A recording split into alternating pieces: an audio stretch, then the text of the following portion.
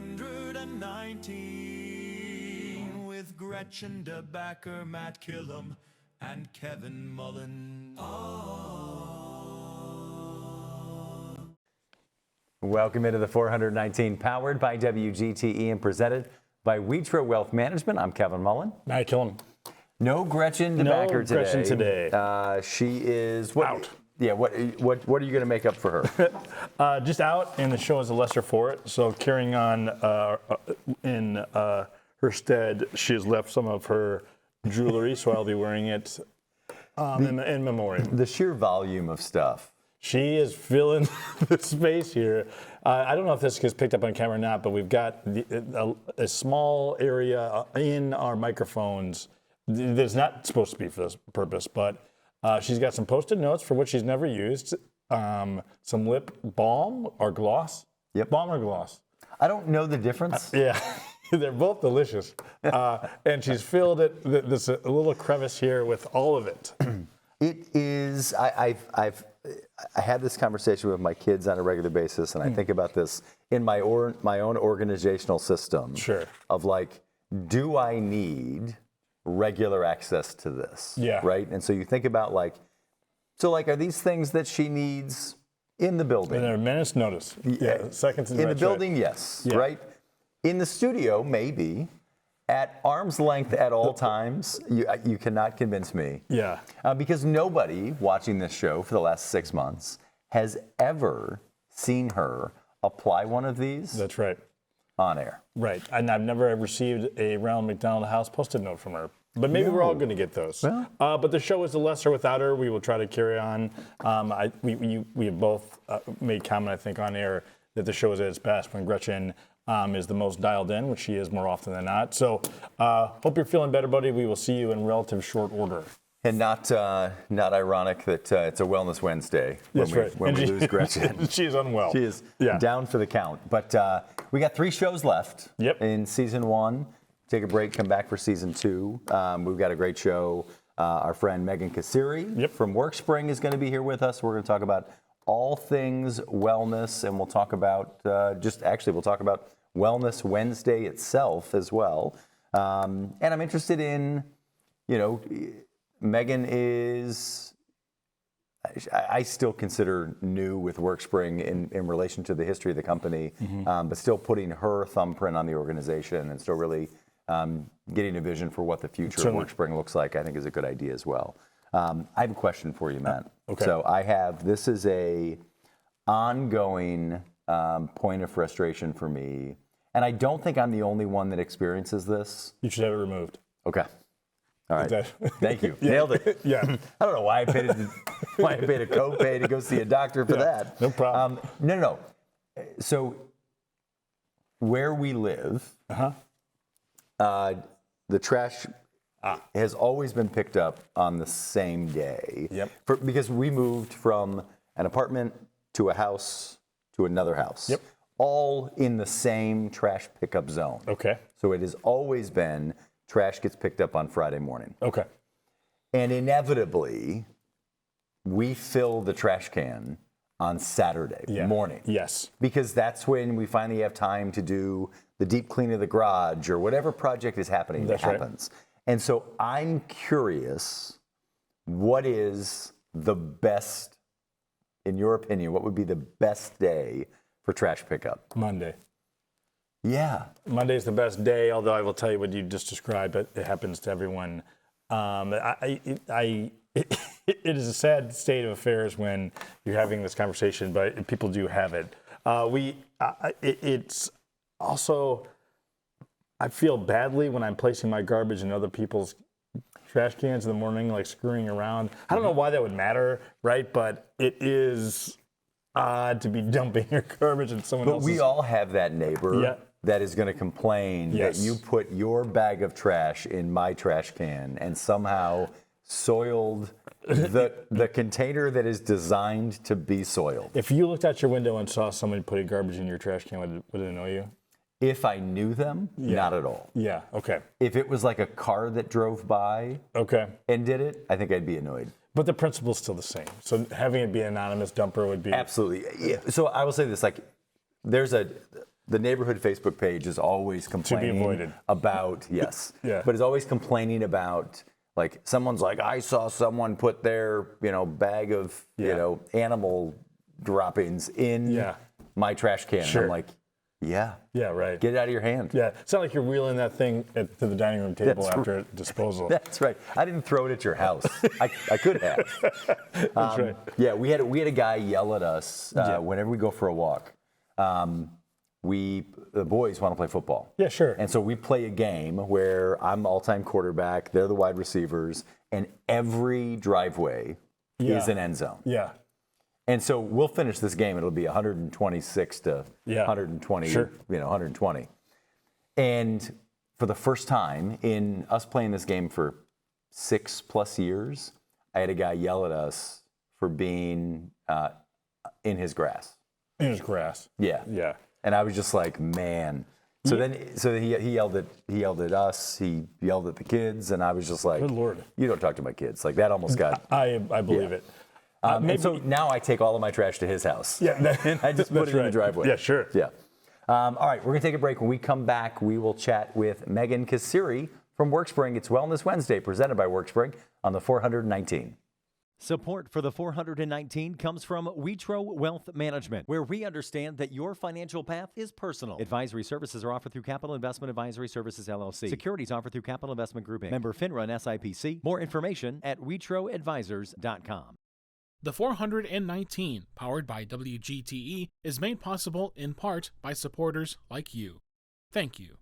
Welcome back into the 419, powered by WGTE. It's Wellness Wednesday, presented by our friends at WorkSpring. We're joined now by the top dog at WorkSpring, Megan Casiere. Good morning. Casiere, we are closing out the season here with you, and you will not be receiving your 5-time jacket, but you're close.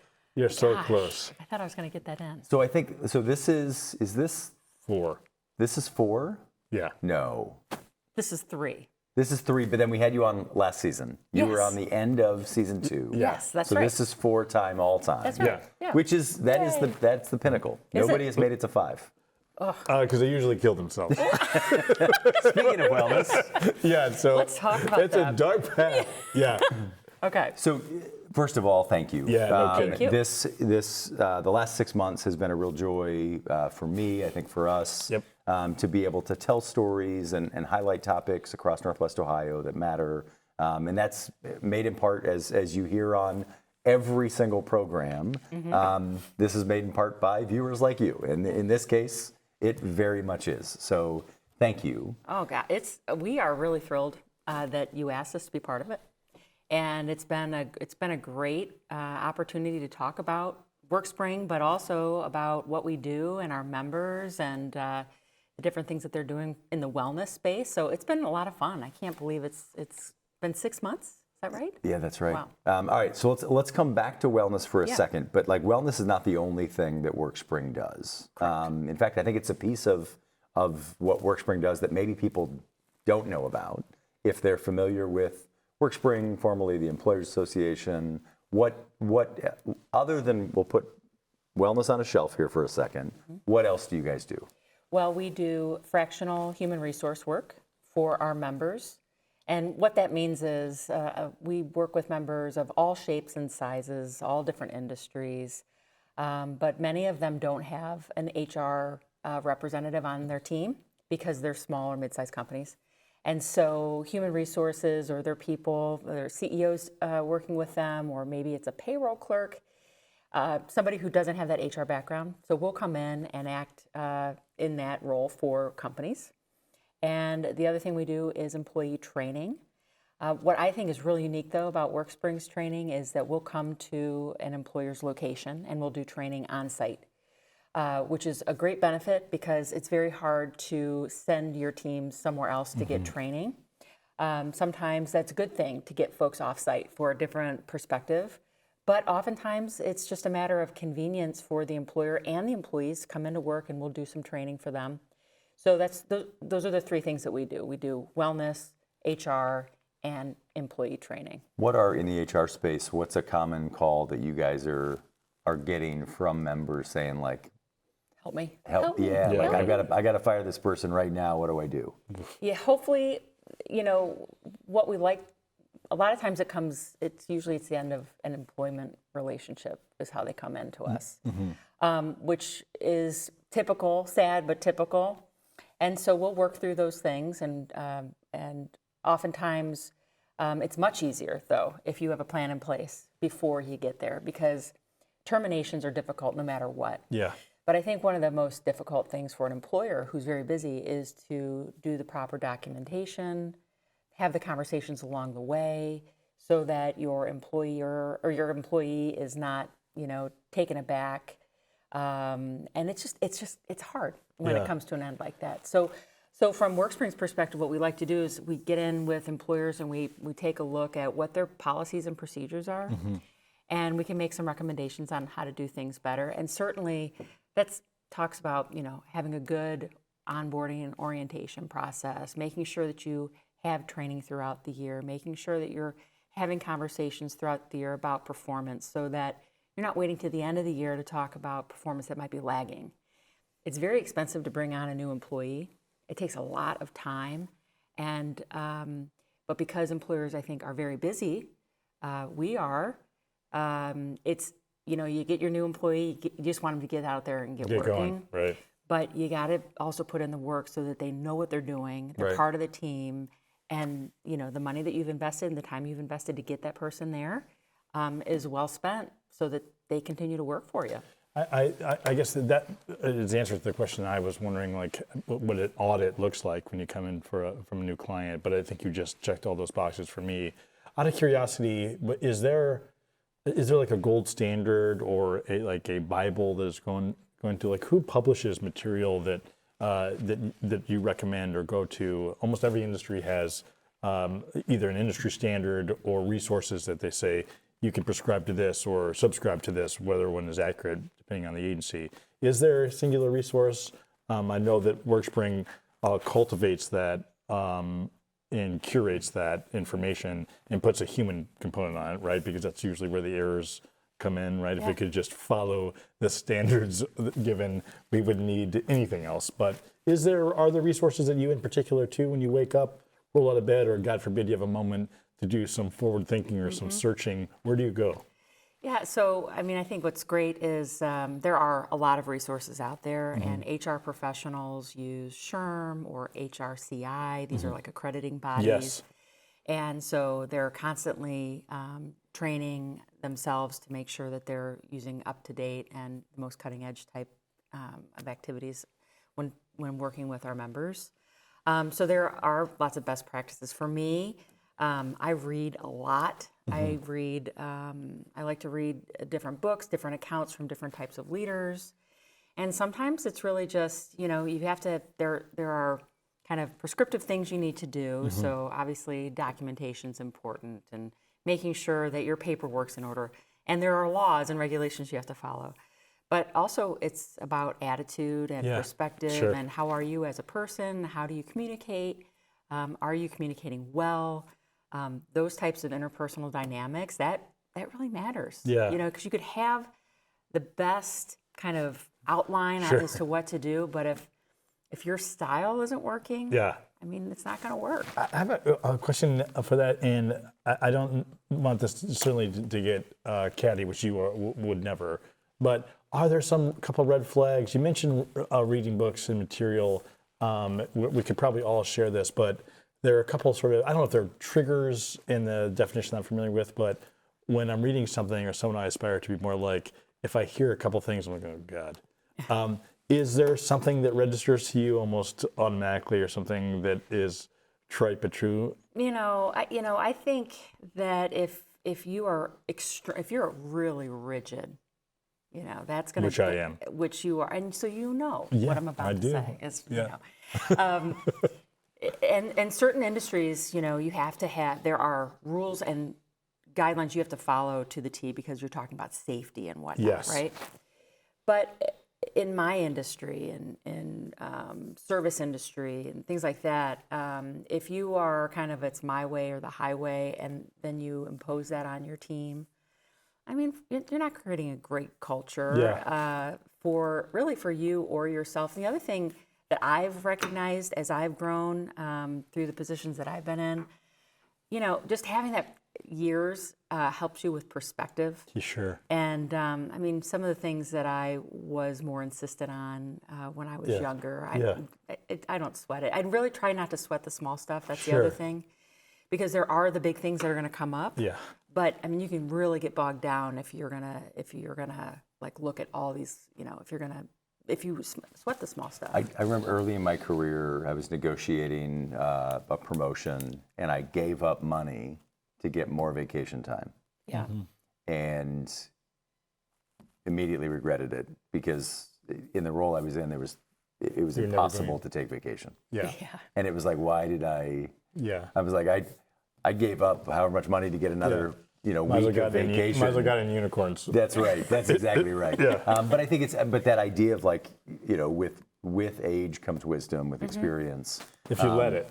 Yeah, that's if you fair. let that come true. Yeah, that's true. Yeah, I'm also curious. I talked about. I usually in the stay off my grass mentality, admittedly, but strategic plans last 3 to 5 years. The modern workforce, and this could display my ignorance. People are working, are rarely having full careers with a certain agency or one organization. I guess that's a better way to say it. I'm curious, is this a sign of health, or what are people who are in the know, and I would certainly describe you and your team in this way, is that now something that is considered healthier, or it's just the manifestation of our modern culture? Is there something to be said for that, or is that just that fad also seems like kind of a flippant way of describing it, but I'm curious, is that a great way to look at things? When people 3 or 5 years, you should move on to something else, or ideally you should work for the same place forever. I'm sure it's dependent on the people and the culture, but to your point, running an agency, almost indiscriminate of the widget you make, or are supporting the widget making, 10, 20, 30 years is a long run. It is a long run, yeah, especially even today, although, you've been at the Metro Parks for a really long decade, time. yeah. It feels longer to them. I was in public service for well over a decade, a couple decades, and I think if you work someplace that you really love, you're going to want to stay there. Yeah. And you're not necessarily looking for the next thing, and you might also be in an industry that you love, but you don't have. There's no growth potential there for whatever your role is. And so one thing that I think can be a little scary for folks who might like where they are is taking the jump away from that place so that they can do something to continue to build their strengths, to continue to grow as individuals, that sometimes you have to kind of leave the nest. Yes. And that's important. That's well said. And it's okay to do that. And you'll find your spot. Yeah. And, because we spend our time working. I mean, yes. And so you should do something that you want to do. Not everybody gets that opportunity. Right. It isn't all unicorns and roses all the time for everybody, but hopefully. Just my birthday parties. Just your birthday parties, which are fabulous. Thank you. I always say the likelihood that a position and a person grow at the same rate over time. And so, I mean, the reality is every year there is going to be a divide in that. And I think it's the manager's job to connect that, right? So it's, if the position is outpacing the person, maybe training can be the solution there. If the person is outpacing the position, then you either need to move them to a different position or you've got to figure out how you grow their responsibility to keep up with them. But I've always been pro turnover. Mm-hmm. Maybe it's because I'm largely unemployable, and so it's like people like Kevin, get away from me, and I'm like, I'm going to celebrate that because it's coming anyway. Right. But the reality is, like, for me, change is a good thing. I've always viewed change as a good thing, and so an opportunity for me to look back at where am I right now. You mean growth is a good thing, not change? I think that's right. Yeah. I appreciate that. That's an important distinction. I always describe it as change, right? Sure. But I think the reality is, yes. Yeah. I mean growth. Sure. And so this idea of like every 3-4 years, it's like, all right, well, what do I want? And if it's here, great. If it's not, fine. Yeah. Well, not everybody loves change. I mean, change can be Get out of town. extremely hard, and we see this a lot. Yeah. Especially in the HR world, which I am not an HR professional, but I see it every day, and I understand that it's hard, but change is constant. Yes. One thing that I think is an important factor to keep in mind, just as individuals, no matter how much you love your job or how much you dislike change, you have to continue to evolve in your skills. You've got to continue to learn, because eventually there's going to be a moment, and it's going to be a very real moment, where something is going to happen and you're going to have to adapt to that. Yeah. And if you choose not to adapt to it, well, then there's going to probably be one of two things that are going to happen. And, try to be as much in control of what that outcome is going to be, or be able to be in control of your own person in that sense. But I would say, always make sure, and you don't have to wait for your employer to do the training, because that might not always happen. So there are things that you can do to learn on your own. And there isn't a handbook per se for every single thing, but I think, like for me, I try to stitch stuff together to figure it out. None of us have had a job, none of us here on the show today have had a job that they punched out at. None of us. And the upside of that is we genuinely care about what we're doing. And I can say that about certainly true of the two of you. The downside of that is that there's this intermixing with who we are and what we are professionally. So you have an off year at home, or a rough 6 months, and it's wedded with your performance. And I'm not suggesting that isn't true necessarily if you're making a widget, and that's not to diminish widget making, but they're coupled. And separating the two, I used to think about it, or try to associate with, baseball. People just have off years, right? For whatever reason. Athletically, they might be injured, but they just don't have it. And that's a year. It is really interesting conceptually to think of this too shall pass, right? So when stuff's really tough, this is going to pass. The difficult thing to remind yourself is that's true and it's great also. So that's celebrating the moment, and certainly, but I am curious as to the audit of self professionally and personally, and sort of the boundary between the two, because if someone isn't performing, or at least not up to the way you think or have known them to do, and you think it's at home, there's only so much that you want to lean into that space, right? Because you can't have that, you have to have a culture of caring, but realize, because at the end of the day, it is somewhat performance-based, if not really performance-based. And this is not meant to be a personal question, but you're such a warm and welcoming, and this is why you're great at this job, but also practical. How are these two things put together and solve a century worth of challenges? You've got about 30 seconds, so fire away.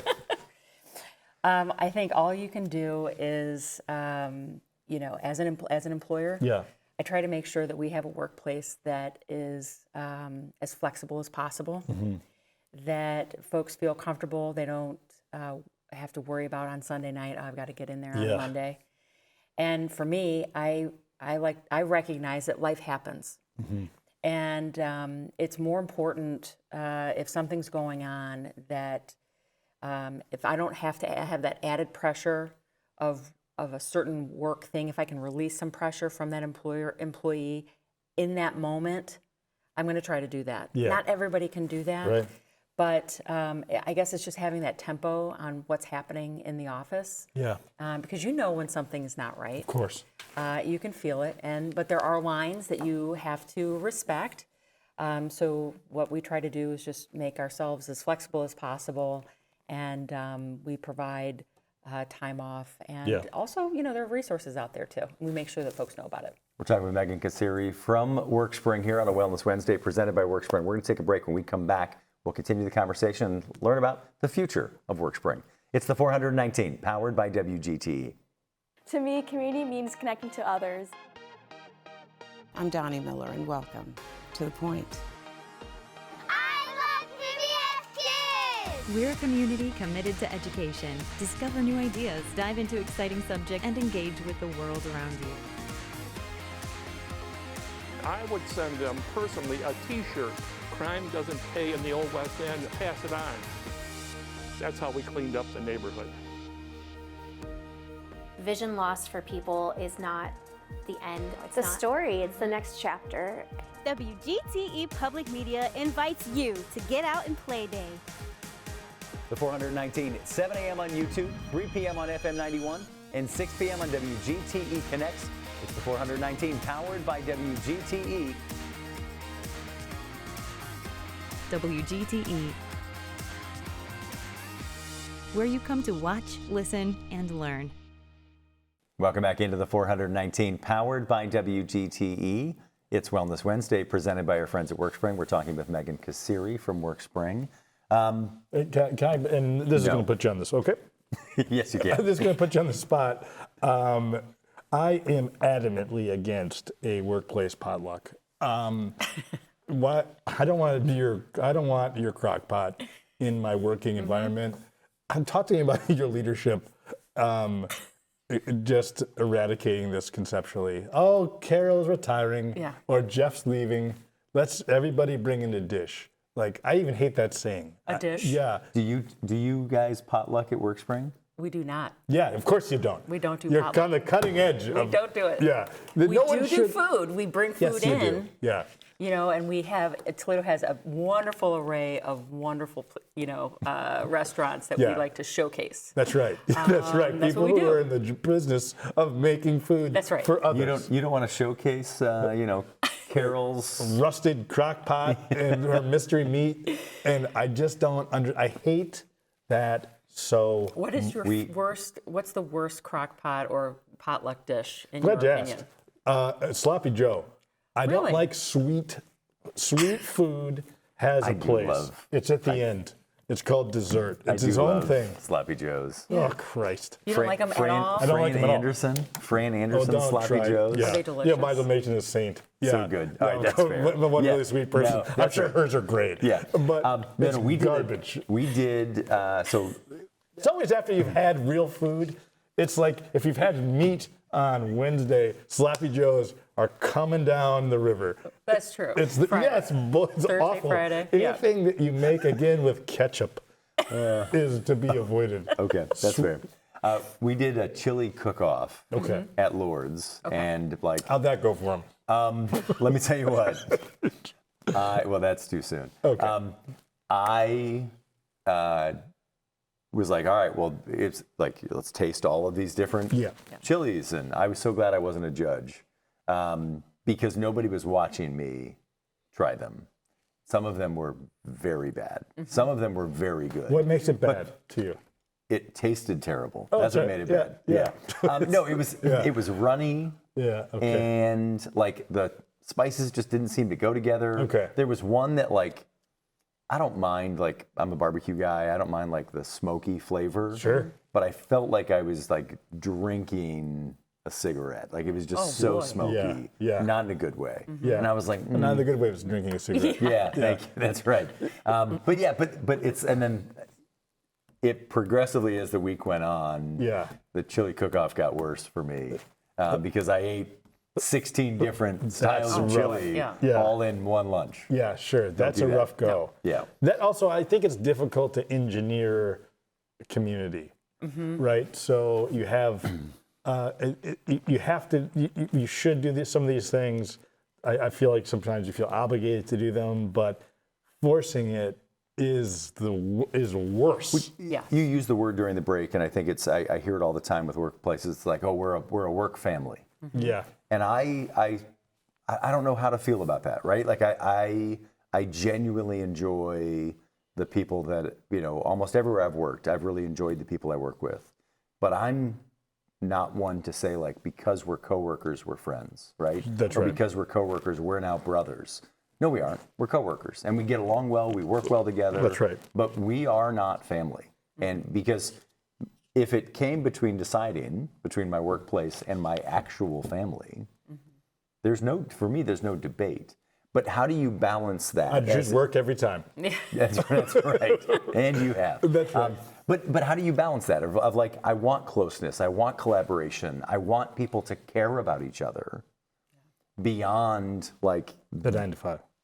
Well, I mean, and let's acknowledge also that sometimes you do have really wonderful friendships that come out of work. One of my best friends I met at work. Exactly. Yep. So you'll find those relationships. It might not be your whole team. But I think that, like in a family, there are going to be dynamics, and there's going to be some things that, you don't want all your family members around all the time or whatever. Who's the family member you around least? Oh, gosh. No, just kidding.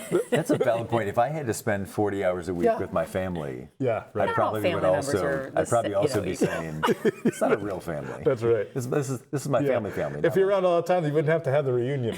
That's fair. Right. But I do think that it's important, that everybody, you should be treated with respect in the workplace. That's right. And that, you are going there to do a job and you're going to get paid for that job. And so I do think there's a compact that exists between the employer and the employee, and there are certain expectations on both sides that should be recognized. And employees who are working, they should be paid well and get benefits, and to the greatest extent possible. Right. I think that's that's just a basic thing, and I have always viewed that relationship as a compact, and it's very important, and it requires respect, and it requires communication and understanding as well. Employers have an obligation, I think, to make sure that their teams are well trained and well cared for, and then in return, they will get that day's work. I think that your mom and your dad, and certainly others, can love you unconditionally. There is a conditional transactional part of work. There just is that way, right? And you want to cater to performers to make them perform. That is somewhat cheating or falsifying to some degree, and it doesn't make it disingenuous. That idea of care. Yeah, I care about you. The connection is made because you're executing on what our contract or compact is, right? Yeah. That's a giant difference when cut to just down to the thread of it, right? And I think that your parents or your family love you unconditionally. There is a condition to the workplace, and it's very difficult. And and this is broadened over humanity. People talk about how we've gotten soft culturally, right? We talk about this absurd concept of the greatest generation, and that doesn't diminish defeating the Nazis by any means, right? Of course, but to say there's a greatest generation would then blanketly say that the other generations are somehow less, right? Or soft because we're talking about feelings. But there is some truth to that as well. It isn't this like blanket thing. Well, we're not robots, right? We're human beings. You're dealing with people, and all of it's very hard. It can be very emotional, and there's a lot of different challenges that go along with it. And it can be really a great thing. It can be very, very hard. And as an employer, you have to make sure that you are recognizing that and taking care of your team. I do think there's something to be said for taking care of your team. That doesn't mean that you're treating them like family per se, but you've got to treat people well. Right. And I think it's important when you say take care of your team. I think naturally I'll go to money, but the reality is people don't leave jobs. Most of the time, they're not leaving because of money. A lot of times your supervisor has direct relation as to if you're going to stay or not. And that's one of the things that we do at WorkSpring is we do supervisor training, because oftentimes supervisors get promoted and then they're expected to be a supervisor without any kind of explanation as to what that means. Yeah. And all of those new dynamics that come into play, where they might have been plucked from the line, and now they're supervising their friends. That's right. And they're real friends. They go out, they hang out, their families are getting together on the weekends and whatnot, and now you're a supervisor, you're going to tell them what to do, and you're going to affect potentially their livelihood. Because if they don't fulfill their end of the bargain, you as a supervisor have an obligation to correct that. That creates all sorts of things. So we offer a whole series of trainings for new supervisors and folks who have been in the job for a little while, because you need refreshers too. You can, you can kind of get worn down as a supervisor too. Your tolerance can get worn down. 100%. And so we try to teach good communication and how do you deal with conflict and and all of those types of things that'll help you succeed in that role as a supervisor, but also help your teams. That's the fascinating thing to me about change. Going back a little bit to our first segment, is that you can get worn down or complacent, right? Oh, yeah. If you're still making the same thing, or there hasn't been enough change, to your point, or enough growth. So maybe the thing is, no matter how healthy our career path is, every 9 years, every 10 years, every 5 years, you should go someplace else, because it somehow then forces you to sort of re-up. Yeah. You're pushed into, and that's, I know I'm taking a very broad stroke from the financial portion of it, right? Having to support a family or loved ones, or having a different life change. But boy, every 5 years, it was a very difficult transition for me, because my early career, I was transferred with some regularity to usually a different state. And I had to sort of re-up there. It made me relearn the group. It was a large group of people to manage. The concept that I was managing was different. When that was removed and the day-to-day was like mine, it was a very difficult. After year 3, I was like, what is going on here? Yeah. And I realized that it was because I wasn't made to grow or change. I had to do it on my own. And I don't know that I've totally made an about-face from that. That has been a process for me to at least acknowledge, and that took years. Like, why does it feel so stagnant? Yeah. And a bored me, and this isn't because I'm so smart, that certainly isn't the case, but a bored me is a complacent me, and then I get between my ears, then that's tough. Yep. Yeah. We're talking with Megan Casiere from WorkSpring here on a Wellness Wednesday presented by WorkSpring. What's next for WorkSpring? Well, we are really going to double down on our fractional HR in the next year or so, and that is because I think that it's a necessary and needed component for companies. It's very much like risk management, but what we find is companies who are small to mid-size, they don't have, as I was saying, they don't have an HR professional on staff, and they may think, I don't have $50,000 or $60,000 to pay somebody to do this full time because I don't need somebody full time. Well, what happens when you end up in a spot and you've got to get rid of somebody and you haven't done those things? Now you're looking at even more expense. Hundreds of thousands of dollars, yeah. So what we're talking about doing is creating kind of blocks of time where you can essentially, we'll come in and do 5-10 hours a month for a company and just kind of keep them on the steady, on a good and narrow path, so that we can prevent those types of things from cropping up. So I think that's an important thing we're going to be doing. Yeah, because by the time you need them, it's too late.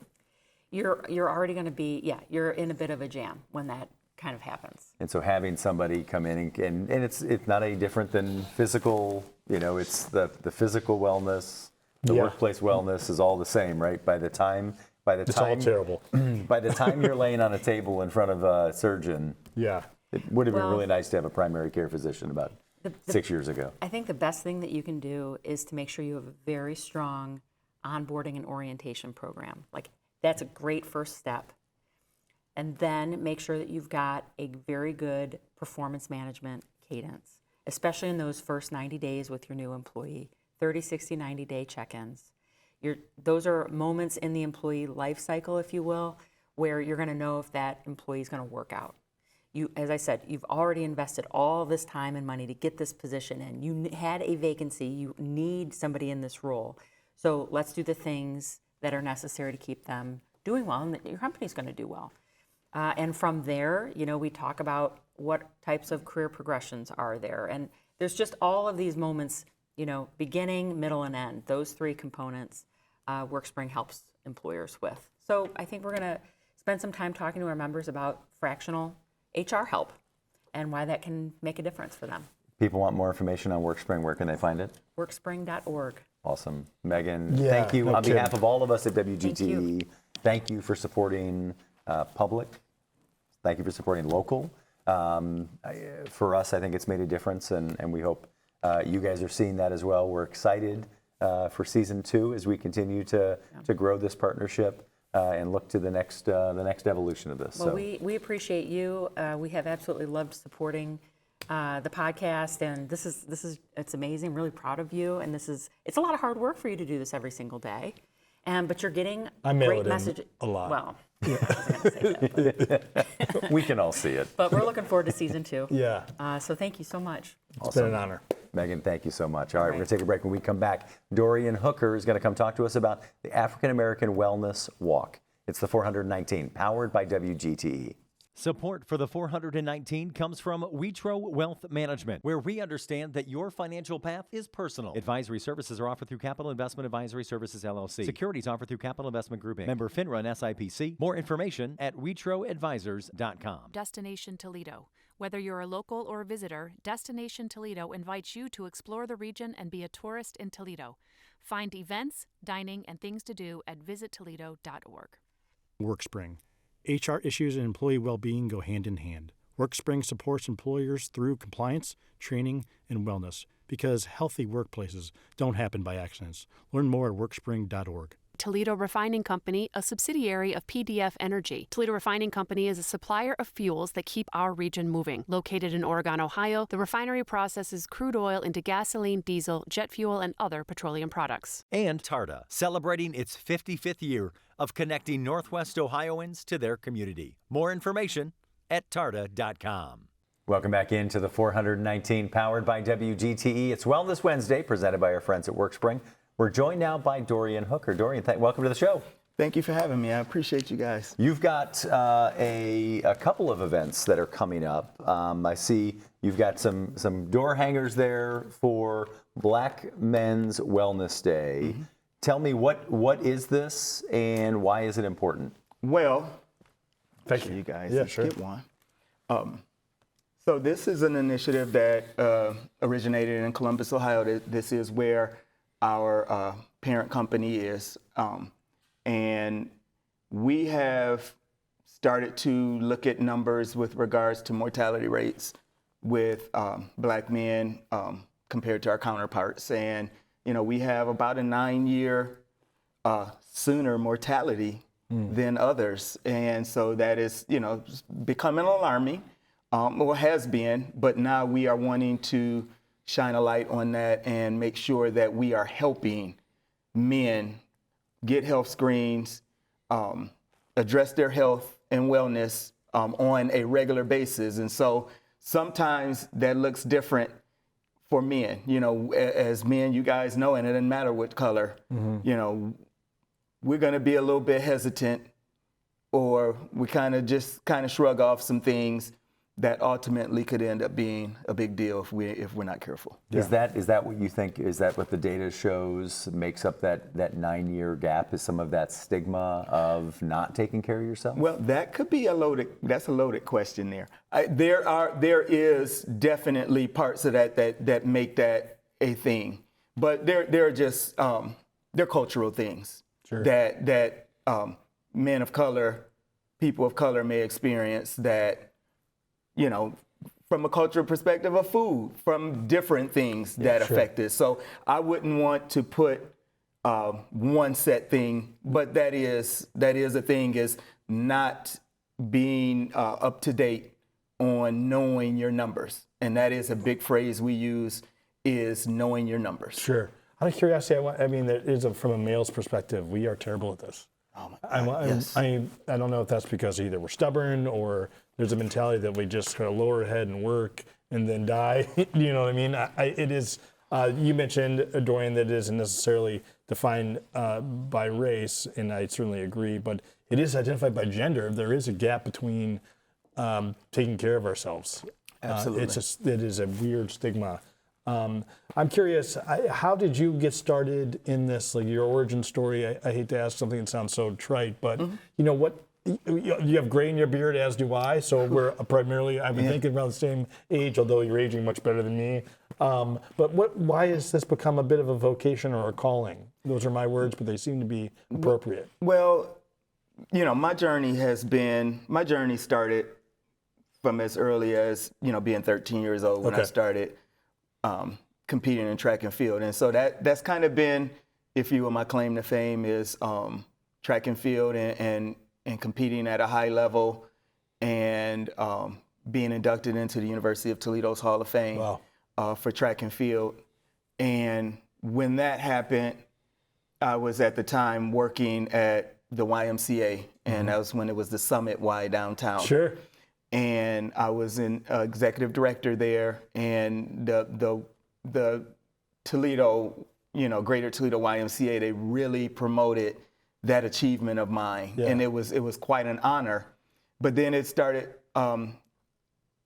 letting me see that I probably had a voice that could make an impact. Okay. And at that point, I began starting a training and a performance training program called Pro Day Performance Training, and helping and elevating youth and teens in the area of track and field and speed and agility and things like that. And so that program just kind of blossomed, and it was just in my wheelhouse, and it was just a comfort. I mean, it was something like what you guys do here, where you do it comes natural for you. And so because I was always in that space, I started helping young athletes and building young champions and things like that. And as these grades became more pronounced, then I started having more of a pull for, okay, I'm getting older, and I know that there's some things that I can offer to men of my age and older to make sure that we are staying on top of our health. And so I got linked with this program a few years ago, and it was perfect. I had just turned 50 years old, and it was just an enormous amount of responsibility I felt. Not dissimilar to the conversation we had with Megan about, the need for, an HR professional in the workplace, right? Like by the time you need them, it's too late. Yeah. As I found, when I was younger, when I was in college and it was like, oh, I'm going to go run, I could get right back into it with no hesitation. As I get older, that is significantly That snap harder. is a joint. Yeah, that's right. My hand is going to be sore for a week now because I did that. Yeah. But like as we age, this becomes harder and harder. And so I think about the work that you're doing, training athletes. Certainly, as you talk about youth and high school and college athletes, there's a difference there. But as you look, the two of us, Matt is in significantly better physical health than I am. But what are the things that you're seeing that you go, this needs to be a core piece of everybody's foundation? Well, this has to be a core piece of everybody's foundation, because what you just said about him referencing to him being probably in significantly better health. Well, I'm going to push back on that only because looks can be deceiving. That's right. And one of the things we always talk about in this agency is knowing your numbers. And we can look absolutely fine, and our A1C could be off. Our glucose levels could be off. Our sodium, different things like that could be off. And now we are looking the part, but that doesn't necessarily mean that we are absolutely healthy. And so getting down to the root and understanding those things, all of us as men should have a good understanding of some of our numbers, and knowing when we go to a random health screening and somebody says what some numbers are, we should kind of get an idea of, this is what my physician's been telling me, and so, okay, I'm still in the place where I need to be, or yes, I still got some work to do. And so knowing our numbers are crucial. I think that answers the question I was going to ask you, but just in case it doesn't, not everyone is the caliber of athlete you are, but I like that, Dorian. We get it. But step one, indiscriminate of your age, health, race, gender, step one for everyone is what? Step one for everyone is, I believe, a discipline of self-awareness. Sure, absolutely. Sometimes we don't want to know. We don't want to know stuff. I mean, this is a thing with men, and I still struggle with it. Sure. Like actually wanting to go and say, where am I at? That is scary. Yep. It's scary because, we've seen, people who leave us probably way too soon. Right. And so, I feel like in our society, in this culture, there is a bracing every time you mention the doctor when it comes to men. Yep. And so if I had to go to a foundational part of that, it comes from all of the pressure and things that we put on ourselves as men, and that is across the board with regards to what we're supposed to do, how we're supposed to show up, the things that we're supposed to take on and do it with a smile. Yeah. And all while going into a whole nother part of it, there's a lot of mental parts to that that affect us. Yeah. And so when we take on all those things and the pressures of life that in society, what society believes men are supposed to be able to handle and just be able to work through, that can start to affect our physical numbers. And so the mental health part are the root things. And if those things and our thinking and things like that aren't addressed, then those physical things come through our body. I think know your numbers is a perfect way to articulate it. Almost everyone's first step is going to see a primary caretaker and know sort of get your baseline. I think that's a really powerful testament. How we got some activities here. Talk to us, walk us through the event on August 15th is what, and why is it so important? Well, it's so important because it gives everyone a platform to say it's okay for me to get checked out. That's right. And because that's what everybody's doing. So now it doesn't look weird that I'm going because we're all going. And so this is almost like a family affair here. Sure. And beyond that, there are also things that are offered for women as far as I think they get some different screenings for different things with them as well. Sure. And so we are offering things in some different spaces, even with regards to teenagers and physical examinations and stuff like that. How many years have you been doing this? Well, this is my third year. Yeah. And to be clear, in previous years, I have been the lead coordinator on this event. I have since taken a step back, and I'm now assisting our new coordinator, and his name is Robert Langford. Sure. This is awesome. We're talking with Dorian Hooker with the African American Male Wellness Agency, Pro Day Performance as well. What is your goal? Like, what do you hope? What do you hope happens on August 16th, the day after this event? I hope on August 16th we have men using a phrase that we use. That was the best. That was the funnest time I had at a doctor's appointment. Yeah. That's one of the phrases we use as well is come on out. It's the funnest time you'll have at a doctor's appointment. And with this event, there's entertainment. There are going to be vendors. There are going to be public officials that speak.